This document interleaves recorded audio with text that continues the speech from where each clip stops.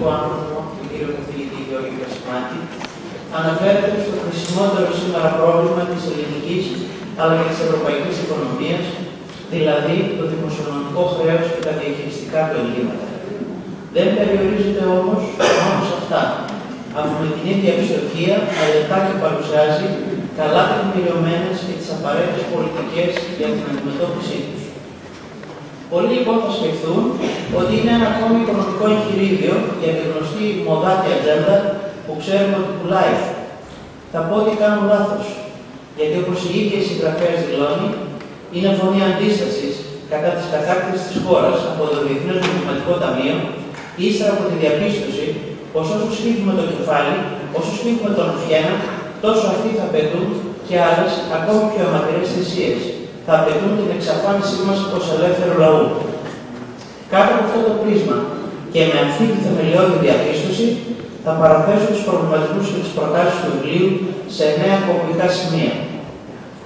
Σημείο 1. Η αναβίωση ακραίων αφιλελεύθερων απόψεων και ιδεολογημάτων.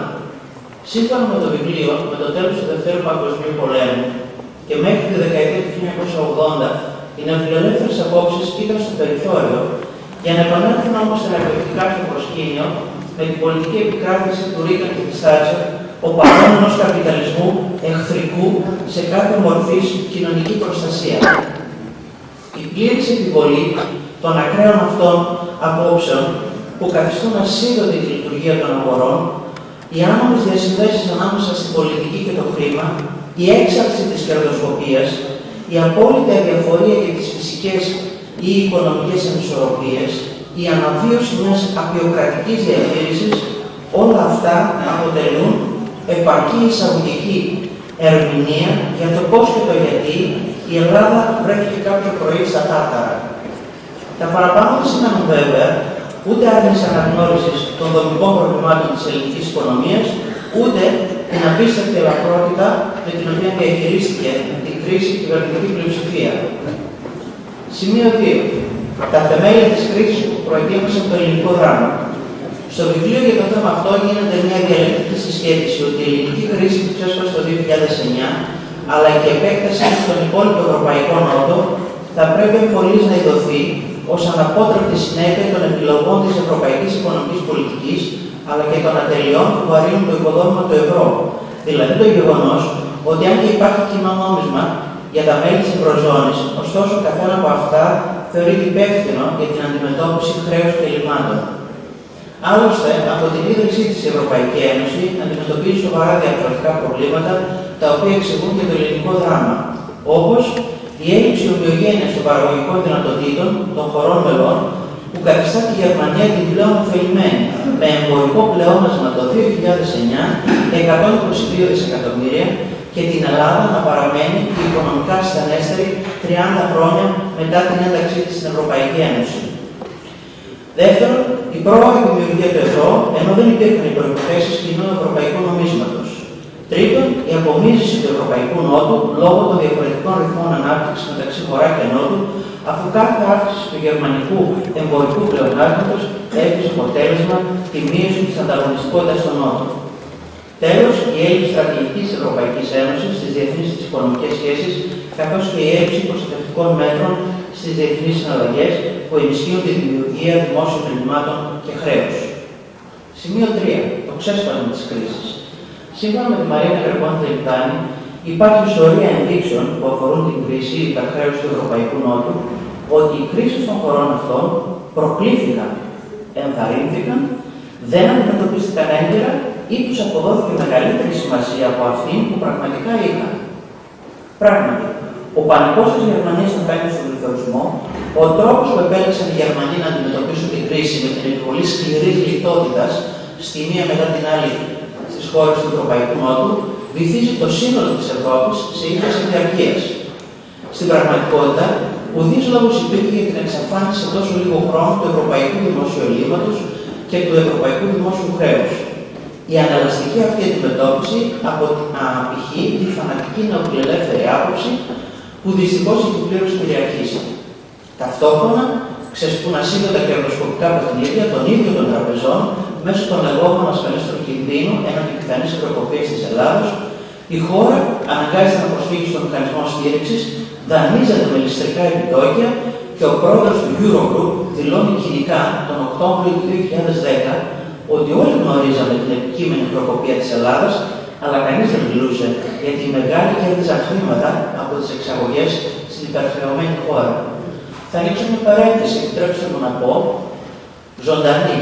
Σήμερα διαβάσαμε στις εφημερίδες ότι δημοσιεύτηκε σε ξένο περιοδικό ότι ο πρώην Πρωθυπουργός διαπραγματεύθηκε την αγορά πολεμικού υλικού όταν πήγε για τη συμφωνία κουρέματος του δημόσιου χρέους με τη Γερμανία και τη Γαλλία. Κλείνω την παρένθεση, αφήνω τα σχόλια σε εσάς.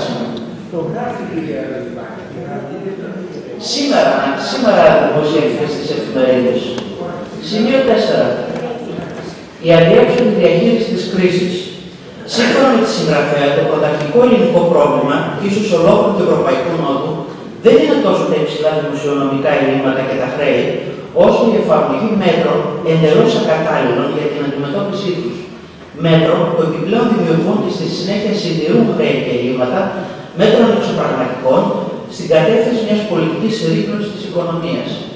Είναι το γνωστό mercantilιστικό μοντέλο της Γερμανίας, που θεωρεί ότι η αποταμίευση είναι προτιμότερη από την κατανάλωση, οι εξαγωγές από τις εισαγωγές και η συντήρηση των μισθών είναι αρετή. Αυτό όμως το αναπτυξιακό μοντέλο υποβάλλει τις χώρες του Νότου σε οικονομική ασφυξία, βυθίζει την Ευρώπη σε ύφεση, οδηγεί όμως τη Γερμανία σε οικονομικό επικυρίαρχο. Γι' αυτό, παρά τις απάνθρωπες θυσίες του ελληνικού λαού και μάλιστα για προσδιοριστή διάρκεια, οι θυσίες αυτές θα αποδειχθούν χωρίς αντίκρισμα, όχι μόνο γιατί το μείγμα της πολιτικής είναι αναποτελεσματικό, αλλά γιατί σταδιακά αλλάζουν οι απαιτήσεις της Ευρωπαϊκής Ένωσης, εγκαθιστώντας οικονομικό και πολιτικό διεισμό. Σημείο 5. Μνημόνιο απάνθρωπο και αναποτελεσματικό. 1,5 χρόνο τώρα μετά την κωδικοποιημένη εφαρμογή εξτρεμιστικών μέτρων δημοσιονομικής προσαρμογής μέσω του μνημόνιου 1, 2 και του κυροποιημένου προγράμματος των δανειακών συμβάσεων, η πραγματική οικονομία καταρρεύει. Η κοινωνία διαλύεται. Η αγορά εργασίας εξαπλώνεται. Η πραγματική ανεργία ξεπερνά το 25%. Τα δημόσια έσοδα καταποντίζονται και το χρέος, αντί να μειώνεται από τα 298,5 δισεκατομμύρια ευρώ το 2009, εκτιμάται τώρα στα 360 δισεκατομμύρια ευρώ. Η δε εξυπηρέτησή του, αυτή θα απαιτήσει τη διάθεση του 8-10% του ακαθάριστου χωρίου προϊόντος κάθε χρόνο επαόριστο, ποσό επαχθέστερο αυτού που υποχρεώθηκε να καταβάλει η Γερμανία για τις πολεμικές της επανορθώσεις. Όπως αναφέρει η συγγραφέας, προκύπτει λοιπόν αβίαστα μια σειρά από ερωτήματα τόσο για την ελληνική κυβέρνηση όσο και για το Διευθυντήριο της Ευρωπαϊκής Ένωσης. Γιατί υιοθετήθηκαν οικονομικά μηθεύματα ως προς τον χρόνο απασχόλησης και το δίθεν υψηλό κόστος εργασίας των εργαζομένων στη χώρα μας?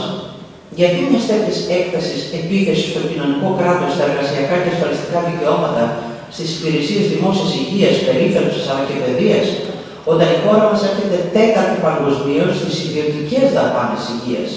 Οι συντάξεις και τα επιδόματα είναι επίσης από τα χαμηλότερα της Ευρωπαϊκής Ένωσης. Γιατί οι απαιτήσεις ξέφρονων ιδιωτικοποιήσεων χωρίς ουσιαστικό δημοκρατικό έλεγχο, χωρίς συγκεκριμένο πρόγραμμα, χωρίς να λαμβάνει υπόψη το απογραφικό διεθνές περιβάλλον και να φτάνουν μάλιστα μέχρι τα ελληνικά νησιά και τον Παρθενώνα? Ποια είναι η απάντηση σε όλα αυτά?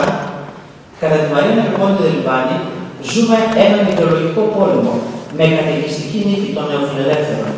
Η Ελλάδα, η πρώτη ευρωπαϊκή χώρα στα νύχια του Διεθνούς Νομισματικού Ταμείου, αποτελεί το πολύτιμο πειραματόζωο στο οποίο διεξάγεται η μητέρα όλων των μαχών, δηλαδή η βίαιη κατάργηση κάθε παρεμβατικού δικαιώματος του κράτους στην οικονομία και συνεπώς η επάνωδος στο καθεστώς που ίσχυε στις αρχές του 19ου αιώνα μέσα από μια ραγδαία μεταφορά εισοδήματος από το συντελεστή εργασίας στο κεφάλαιο. Σημείο 6. Οι πραγματικές επιδιώξεις του μνημονίου. Έχοντας όλα τα προηγούμενα κατά νου, το βιβλίο ερευνά τα εικαζόμενα ως τα πραγματικά σχέδια του Διευθυντηρίου της Ευρωπαϊκής Ένωσης, διαχωρίζοντας τις βραχυχρόνιες και μακροχρόνιες επιδιώξεις του. Στις βραχυχρόνιες, η συγγραφέας κατηγοροποιεί 1. Τη διάσωση πρώτα απ' όλα των ευρωπαϊκών τραπεζών, κυρίως γαλλικών και γερμανικών, όχι μόνο λόγω της έκθεσής τους στα τοξικά ελληνικά ομόλογα, αλλά κυρίως λόγω της έκθεσής τους σε ασφάλιστα κινδύνου και παράγωγα αυτών, που σε περίπτωση χρεοκοπίας του Ευρωπαϊκού Νότου φτάνουν το αστρονομικό ποσό των 616 δισεκατομμυρίων ευρώ. Δεύτερον, τη μεταβολή των γερμανικών προτεραιοτήτων με οικονομική εγκατάλειψη των νοτιοευρωπαϊκών χωρών μετά την απομίζησή τους και στροφή πλέον προς τις αναδυόμενες αγορές της Ασίας. Τρίτον, τη συνεχή ανάγκη των φτωχών χωρών της Ευρώπης και της Ευρωζώνης για διαρκή δανεισμό, που αποτελεί σημαντική πηγή πλούτου για τον αναπτυγμένο Βορρά λόγω των λογοπολιτικών επιτοκίων και των όρων δανεισμού που θα διαοργώνουν στο διηνεκές χρέος. Στις μακροχρόνιες επιδιώξεις κατηγοροποιεί: 1. Την κατάργηση των εργασιακών και ασφαλιστικών δικαιωμάτων, αφού ο κυρίαρχος στόχος του μνημόνιου δεν αναφέρεται στο χρέος αυτό καθεαυτό, αλλά στην πραγματοποίηση ψευδεπίγραφων μεταρρυθμίσεων που αφορούν την αγορά εργασίας, δηλαδή ούτε καν την κινεζοποίηση, αλλά την αφρικανοποίηση πλέον των εργαζομένων. Δεύτερον, τη γενίκευση του παραπάνω μοντέλου στην Ευρώπη μέσω της διευρυνόμενης κρίσης της Ιρλανδίας, της Πορτογαλίας, της Ισπανίας, της Ιταλίας κλπ., χρησιμοποιώντας τη χώρα μας ως πειραματόζω, αλλά ταυτόχρονα και ως φόβητρο προς παραδειγματισμό και υποταγή των λοιπών κρατών μελών της Ευρωπαϊκής Ένωσης.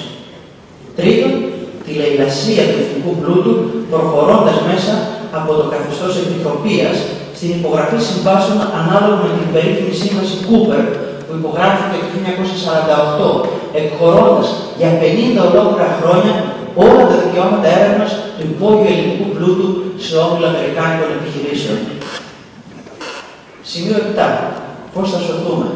Μέτρα για την αντιμετώπιση του χρέους. Στο βιβλίο προβάλλεται ο βάσιμος ισχυρισμός ότι για την υπερχρέωση των περισσότερων ευρωπαϊκών χωρών βάρινε πολύ η σωρία λανθασμένων επιλογών μακροοικονομικής πολιτικής της ίδιας Ευρωπαϊκής Ένωσης και του ευρώ, αλλά και ότι το χρέος αποτελεί μέρος ενός γενικότερου φαινόμενου που αγγίζει ολόκληρη την Ιφίλιο ως συνέπεια της μεγάλης χρηματοοικονομικής κρίσης του 2007. Μοιάζει λοιπόν καθαρή τρέλα, όχι μόνο η επιβολή του χρέους ως υπαριθμόν ένα πρόβλημα της Ευρωπαϊκής Ένωσης, αλλά κυρίως η επιλογή της πιο σκληρής λιτότητας ως μέσο για την αντιμετώπιση του. Μέσο που βαθαίνει την ύφεση, κάνοντας αδύνατη την αποπληρωμή του, αφού η λύση αυτή αυξάνει το χρέος με ρυθμό ταχύτερο το καθαρίστων χωρίου προϊόντος, ενώ η δυνατότητα αποπληρωμής απαιτεί την αντίστροφη εξέλιξη. Οι μνημονιακές λοιπόν πολιτικές πρέπει να καταγγελθούν όχι μόνο σαν πάθροπες, αλλά και ως παντελώς αναποτελεσματικές. Εξετάζονται λοιπόν από τη συγγραφέα δύο πολύ κύρια ζητήματα. Εναλλακτικοί και συμπληρωματικοί τρόποι αντιμετώπισης του χρέους, που βέβαια προαπαιτούν την απαγκίστρωση από τα μνημόνια, και τι θα ήταν δυνατόν να γίνει στην πέρα από το μνημόνιο περίοδο, αναζητώντας προϋποθέσεις και προοπτικές οικονομικής επιβίωσης της πατρίδας μας. Αυτό λοιπόν που κατά τη Μαρία Νεγρεπόλη Δεμιβάνη επιβάλλεται άμεσα να επιδιωχθεί, είναι η κατεπίγουσα αναδιαπραγμάτευση του ελληνικού χρέους. Αυτό που αιρετικά απέρριπτε η Ευρωπαϊκή Ένωση και κάνοντας το παπαγαλάκι της η κυβέρνηση Παπανδρέου, πρέπει να επιδιωχθεί με δική μας πρωτοβουλία, με δικούς μας όρους και σε καμία περίπτωση ως ελεγχόμενη πτώχευση, όπως επιθυμεί η κυρία Μέρκελ, προκειμένου να κρατά τον ελληνικό λαό σε οικονομική ομοιρία. Κύριες κατευθύνσεις της εδώ και τώρα διαπραγμάτευσης πρέπει να είναι ενιαίο επιτόκιο όχι πάνω από 2-2,5% και χρόνος αποπληρωμής με ορίμαση την 30 ετία. Κούρεμα που πρέπει να κυμανθεί από 50-70% του συνολικού χρέους. Συγκατάθεση Ευρωπαϊκής Ένωσης και ενίσχυση εκ μέρους των τραπεζών προκειμένου να μην αντιταχθούν στην αναδιαπραγμάτευση και πρόβλεψη για εξασφάλιση δανείων και πέραν των 110 δισεκατομμύριων ευρώ που είναι ανεπαρκή, αλλά με δυνατότητα αναζήτησής τους και σε εξωευρωπαϊκές αγορές. Οι πολιτικές αυτές θα έπρεπε να έχουν δρομολογηθεί ήδη, γιατί μόνο έτσι δημιουργούνται ελπίδες ανάκαμψης της ελληνικής οικονομίας, αλλά και γιατί το 2013 θα τεθεί σε εφαρμογή ο μόνιμος μηχανισμός στήριξης και θα υπαχθούμε πλέον σε καθεστώς μόνιμης χρεοκοπίας. Σημείο 8. Γιατί οι μνημονιακές πολιτικές δεν οδηγούν πουθενά. Οι συγγραφές υποστηρίζουν ότι σήμερα, περισσότερο από κάθε άλλη φορά, πρέπει να απαντήσουμε σε ορισμένα βασικά οικονομικά διλήμματα, που όμως υπακούν σε συγκεκριμένες ιδεολογικές προτιμήσεις. Το σπουδαιότερο δίλημμα είναι εάν η κρίση χρέους αντιμετωπιστεί με συρρίκνωση της ενεργού ζήτησης ή με ενίσχυσή της. Οι σκληρές περιοριστικές πολιτικές αυστηρής λιτότητας, που συνεχώς διευρύνουν τις οικονομικές ανισότητες και ρίχνουν την πραγματική οικονομία σε σπιράλ θανάτου χρόνιας ύφεσης, υποτίθεται ότι αποβλέπουν μέσω της λιτότητας εσωτερικής υποτίμησης στη βελτίωση της ανταγωνιστικότητας και στην επάνωδο για δανεισμό στις διεθνείς αγορές. Ωστόσο, η λιτότητα αργεί να αποδώσει και γι' αυτό δεν είναι καθόλου σίγουρη η επάνωδος στις αγορές. Έτσι, πλανάται η υπόθεση της πτώχευσης που ενθαρρύνει συνεχείς υποβαθμίσεις της πιστοληπτικής ικανότητας των οικονομιών που με τη σειρά τους εκτινάζουν τα σπρέτ δανεισμού, αρμέγοντας τις ακόμη περισσότερο χρεωμένες χώρες και μεταφέροντας δυσανάλογο μεγάλο πλούτο στους πιστωτές. Κατά συνέπεια, στον αντίποδα αυτής της καταστροφικής λογικής θα πρέπει να αναζητηθούν για την ελληνική οικονομία οι μεταρρυθμίσεις εκείνες που πρέπει να περιλαμβάνουν ουσιαστική αναπτυξιακή πολιτική, εξυγίανση του κράτους και ριζική αναδιανομή του εισοδήματος. Αναπτυξιακή πολιτική και μάλιστα για αριθμό ανάπτυξης που να υπερβαίνει αυτόν της αύξησης του δημόσιου χρέους και του ελλείμματος με συμβολή των δημοσίων επενδύσεων σε έκθεση περίπου στο 10% του ΑΕΠ. Εξυγίανση του κράτους, όχι μετρώντας μόνο το μέγεθός του, αλλά κυρίως την αποτελεσματικότητά του. Ριζική αναδιανομή του εισοδήματος, όχι μόνο για λόγους κοινωνικής δικαιοσύνης, αλλά κυρίως για λόγους ομαλοποίησης της λειτουργίας της οικονομίας, αφού οι μεγάλες εισοδηματικές ανισότητες υποχρεώνουν τους ολένα φτωχότερους να δανείζονται όλο και περισσότερο, ενώ τα ανερχόμενα εισοδήματα των πλουσιότερων πηγαίνουν σε αποθυσάβηση, σε φορολογικούς παράδεισους και σε φούσκες χρηματιστηριακές. Σημείο 9 και τελευταίο. Τα γενικά συμπεράσματα. Φίλες και φίλοι, ειλικρινά θα ήθελα να συστήσω σε όλους όσους δεν έχουν πιθανόν τον χρόνο να διαβάσουν ολόκληρο το βιβλίο, να διαβάσουν τουλάχιστον τα γενικά του συμπεράσματα, που θεωρώ ότι είναι όλα τα λεφτά, όχι του χρέους, αλλά του καθαρού, εμπεριστατωμένου επιστημονικού λόγου της συγγραφέως. Συμπερασματικά λοιπόν, 1. Ο προβληματισμός μέσα ή έξω από το μνημόνιο είναι ψευδοπρόβλημα, εφόσον οι στόχοι του είναι ανέφικτοι, διαιωνίζουν την ανάγκη χρηματοδότησης της χώρας και διωγγώνουν έτσι το αρχικό χρέος στο διηνεκές. 2. Η ύπαρξη όμως του υψηλού αυτού χρέους χρησιμεύει ως άλοθη και η σημαντικότητά του σκόπιμα μεγεθύνεται για να συγκαλύψει άλλους χρησιμότερους για τους δανειστές μας στόχους, ακόμη και πέρα από την υφαρπαγή του εθνικού, υπόγειου και επίγειου πλούτου μας. 3. Ο πανικός λοιπόν γύρω από την κρίση χρέους, ολόκληρη σχεδόν της Ευρωζώνης, οφείλει να εκτιμηθεί ως πρόβλημα ηθελημένο, ως πρόβλημα προκαλούμενο ενός καπιταλισμού που χρησιμοποιεί ολένα και μικρότερο τμήμα του διαθέσιμου εργατικού δυναμικού και παράγει ολοένα λιγότερα αγαθά, μεγιστοποιώντας ωστόσο τα κέρδη, και για τον λόγο αυτό χρειάζεται για την εξυπηρέτησή του μια παγκόσμια διακυβέρνηση, την ας την ονομάσουμε τραπεζοκρατία. 3. Το μέλλον λοιπόν της χώρας μας, σύμφωνα με τις απόψεις της συγγραφέως, είναι η άμεση απελευθέρωσή μας από μνημόνια και τρόικες, με κάθε κόστος και κάθε θυσία, καταγγέλλοντας την Δανειακή Σύμβαση, διεκδικώντας τις οφειλόμενες γερμανικές αποζημιώσεις που φτάνουν τα 172 δισεκατομμύρια ευρώ, ορίζοντας το απεχθές και επαχθές τμήμα του χρέους, αφού από τα 360 δις τα 211 αντιπροσωπεύουν τόκους και τοκοχρεωλήσια. Τέλος, μια πραγματικά υπεύθυνη και σοβαρή ελληνική κυβέρνηση πρέπει να προετοιμάζει τη χώρα ακόμη και για τυχόν έξοδό της από την Ευρωζώνη, είτε γιατί μπορεί να μας εξαναγκάσουν να επιστρέψουμε στο εθνικό μας νόμισμα, αλλά κυρίως γιατί θα είναι προτιμότερο αυτό από το να ζουν σε καθεστώς μόνιμης χρεοκοπίας με πρωτογενές πλεόνασμα δυστυχίας μια και δύο γενιές.